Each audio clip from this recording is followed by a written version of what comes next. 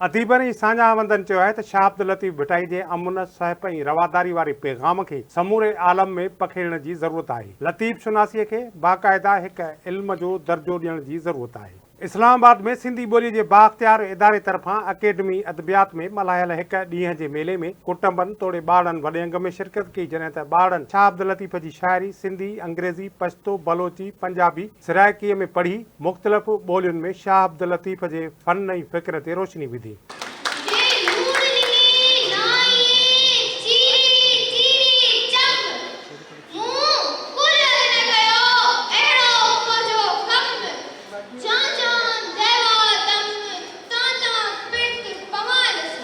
तकरीब जे ख़ासि महिमान सेनेट जे डिप्टी चेयरमैन सैयदाल ख़ान ख़िताब कंदे चयो त शाह अब्दुल लतीफ़ भिटाई ख़िते जो अज़ीम शाइर हो, जंहिं हर मौज़ूअ ते शाइरी कई। संदसि पैगाम इंसान ज़ात सां मोहबत जो दरस ॾिए थो। लतीफ़ सरकार जे पैगाम खे समूरी दुनिया में पखेड़ण जी ज़रूरत आहे। सिंधी ॿोलीअ जे बाख़्तियार इदारे जे चेयरमैन डॉक्टर इसाक़ समेदी चयो त ॿारनि ज़रिए शाह लतीफ़ जो पैगाम समूरे मुल्क ताईं पखेड़ण लाइ हिन प्रोग्राम जी रवायत विधी वई आहे। इस्लामाबाद में समूरियूं ॿोलियूं ॻाल्हाईंदड़नि जे मेले में दिलचस्पीअ असांजो हौसलो वधायो आहे। इहो सिलसिलो जारी रखियो वेंदो। जो किरदार अदा कर सकते मौजूदा दौर में मुल्की सतह पे और अमन और खुशहाली की जो किरदार अदा कर सकते वो कोई फौज अदा नहीं कर सकता है, वो कोई हथियार अदा नहीं कर सकता है, क्योंकि अमन, खुशहाली और मिठास की ज़ुबान में अगर बात किया जाएगा तमाम मसले मसाइल हल। शाह लतीफ़ भिटाई जे हवाले सां अॼु इस्लामाबाद में इवेंट थियो आहे सिंधी लैंग्वेज अथॉरिटी ऐं अकेडमी ऑफ राइटर्स के जसो जे।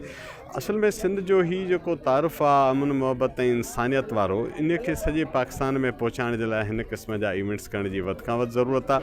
ऐं ख़ासि तौर ते उन्हनि इलाइक़नि में जिते माण्हुनि खे सिर्फ़ु इन्हनि शख़्सियतुनि जे बारे में ॿुधायो आहे त हिकु मज़हबी बुज़ुर्ग हुआ जिन ते रुगो पढ़ चढ़िया वेंदा आहिनि। हुननि जो जेको समाजी शऊर वारो पासो आहे, जेको इंसानी हक़नि वारो पासो आहे, जेको इंसानियत जे मैसेज वारो पासो आहे, उनखे आवाम ताईं पहुचाइण जी ज़रूरत आहे। ऐं हीउ इवेंट लिहाज़ खां ॾाढो कराए थो इवेंट। स्कॉलरशिप जा ॿार आहिनि जेके सॼी सिंध मां सिलेक्ट थी हिते इस्लामाबाद में हिते अब्दुल कदीर ख़ान एजुकेशन सिस्टम में पढ़ी रहिया आहिनि। तक़रीबन 600 ॿार आहिनि जेके सिंध जा हिते पढ़नि पिया स्कॉलरशिप ते।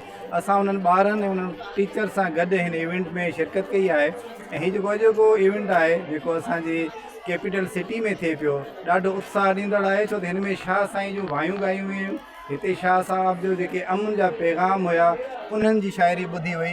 अकेडमी अदबियात जे चेयरपर्सन डॉक्टर नजीबा आरिफ चयो त सिंधी ॿोली ॻाल्हाईंदड़ पंहिंजी सकाफ़त ॿोली ऐं पंहिंजनि शाइरनि सां बेपनाह मोहबत कंदड़ आहिनि, जेका ॻाल्हि खेनि मुमताज़ बणाए थी। हिन क़िस्म जा प्रोग्राम मददगार साबित थींदा। इहो सिलसिलो जारी रहणु घुरिजे। डॉक्टर सहर गुल शाह अब्दुल लतीफ़ भिटाई जे शाइरीअ ते मक़ालो पढ़ियो, जॾहिं त एहसान दानिश महिमाननि खे भलीकार कई। ॿारनि जे लाइ जीअं ॿारनि खे शऊर ते बिल्कुलु ॿार पंहिंजी ज़बानुनि खे विसारे छॾियो आहे, त शाह अब्दुल लतीफ़ जो मेलो हिननि जे लाइ वॾी ॻाल्हि आहे। ऐं जिन ऑर्गेनाइज़ करायो आहे उन्हनि खे मां थैंक्स थी चवां त एॾो वॾो क़दम उन्हनि खयो आहे। ऐं ॿी ॻाल्हि त हीउ को पीर फ़क़ीर न हो, हीउ वॾो फेमिनिस्ट हो, हीउ मायुनि जे हक़नि जे लाइ ॻाल्हाईंदो हो। हीअ उहा शाइरी आहे, पर माण्हुनि हिननि खे फ़क़ीर ठाहे छॾियो आहे। असांजी हुकूमत हिननि खे फ़क़ीर ठाहे छॾियो आहे त तव्हां वञो उते बासूं बासियो हेॾां होॾां, पर ईअं न आहे। हीउ वॾो हिकिड़ो रोशन ख़्याल असांजो शाइर हो, जंहिंजी हिकु शाइरी में असांखे पंहिंजी ज़िंदगी थी नज़र अचे। शाह अब्दुल लतीफ़ जी पोइट्री उनजी पर्सनैलिटी खे एक्सप्रेस करे पियो। ऐं सॼो इवेंट जेको हुयो इहो सिंधी कल्चर जे बारे में हुयो। सिंधी लैंग्वेज अथॉरिटी को मुबारकबाद पेश करते हैं कि उन्होंने बहुत खूबसूरत ये मेला सजाया है यहाँ, और इसके लिए बच्चों को बुलाया है जो हमारा मुस्तक़बिल हैं। और अगर हम बच्चों को अभी से अपने अज़ीम शौरा और अज़ीम शख्सियात से मुतारिफ़ करवाएंगे, उनके कलाम और उनके पैगाम से मुतारिफ़ करवाएंगे, तो मुझे यकीन है कि उनका जहन उस नौबादियाती असर से निकल जाएगा। दौर हर वक्त आहे, इहो जैसी दुनिया आहे लतीफ़ साईं खे रहणो आहे, छो त जेको न कमु कयो आहे, जेको न विज़डम ॾिनो आहे। ऐं जेका हिन वक़्तु मां सम्झां थी सिंधी लैंग्वेज अथॉरिटीअ खे असां जेको आहे सो वाधायूं था ॾियूं त ॿारनि ताईं जेको हिकिड़ो अमल डिसकंटिन्यू थियो आहे न, उनखे ॿारनि ताईं उनखे खणी हिकिड़ी पूरी सीरीज़ आंदो आहे जंहिंखे सिंध खां शुरू कयूं आहे। मां सम्झां थी इहो तमामु सुठो कमु थियो आहे। हिंदी लैंग्वेज अथॉरिटी और अकादमी अदबियात के तामुन से मेला हो रहा है, बच्चों का मेला है, शाह लतीफ़ बच्चों का मेला।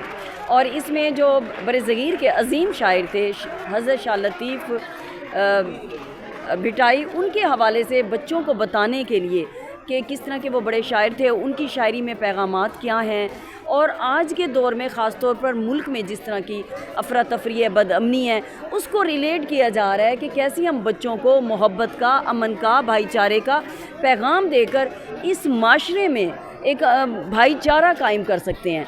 ॿारनि शाह लतीफ़ जी शाइरी संदसि किरदार बाबति पेंटिंग कई। शाइरी पढ़ंदड़ ऐं तक़रीरी मुक़ाबले में हिसो वठंदड़ ॿारनि खे एवार्ड ऐं इनाम ॾिना विया। इस्लामाबाद में ख़ासि तौर ते ॿारनि लाइ लॻायल शाह लतीफ़ जे मेले में इस्लामाबाद में रहंदड़ सिंधी ऐं ॿियूं ॿोलियूं ॻाल्हाईंदड़ ॿारनि वॾे अंग में शिरकत कई।